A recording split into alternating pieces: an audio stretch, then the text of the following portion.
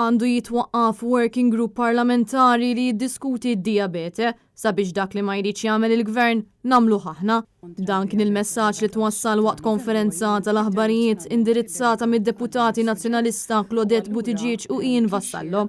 Id-deputat Claudette Buttigieg saħqet li l-gvern wiegħed ħafna affarijiet lis-settur tas-saħħa li l-maġġoranza tagħhom lanqas biss issemmew fil-budget għall-2023. Dawn jinkludu investiment fir-riżorsi umani sabiex jispeċjalizzaw fuq il-kura tad-diabete, kif ukoll programma l-aktar għarfien dwar il-kundizzjoni tad-diabete. Hija qalet li jeħtieġ li jkun indirizzat il-fatt li din hija problema serjissima u għalhekk wara li l-gvern irrifjuta diversi drabi li jkun iffurmat sottokumitat tas-saħħa si jiffurma working group parlamentari sabiex ikun hawn aktar għarfien fuq il-kundizzjoni tad-diabete sabiex titjib il-kwalità tal-ħajja tan-nies.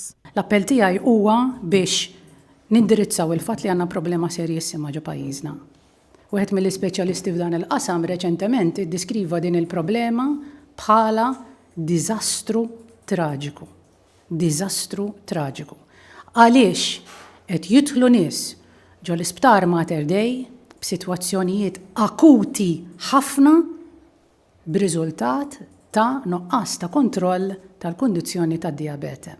U allura nappella minn qalbi lill-gvern biex din jagħmilha priorità. Min-naħa tiegħu id-deputat Ian Vassallo qal il-Partit Nazzjonalista se jkompli jaħdem sabiex jassigura li jkun hawn aktar investiment fis-settur tas-saħħa huwa aċċena għal fatt li b'mod immedjat hemm bżonn li jsir screening sabiex ikunu evitati komplikazzjonijiet mid-diabete fosthom amputazzjonijiet tas-sieq. Semmejna l-Programm Nazzjonali tal-Screening tad-Diabete.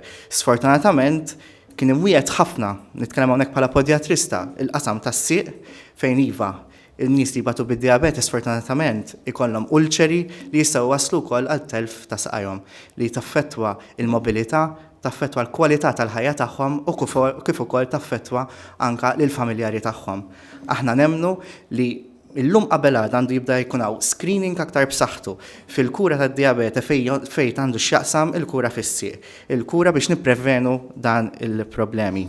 Barra minn hekk id-deputat Ian Vassallo qal li bħalissa hawn diversi mediċini tad-diabete li huma out of stock kif ukoll nuqqas kbir ta' ħaddiema f'dan is-settur. Huwa appella sabiex il-gvern jieħu azzjoni b'mod immedjat ħalli l-poplu Malti Wawċi jingħata dak li verament għandu bżonn meta ikollu bżonnu.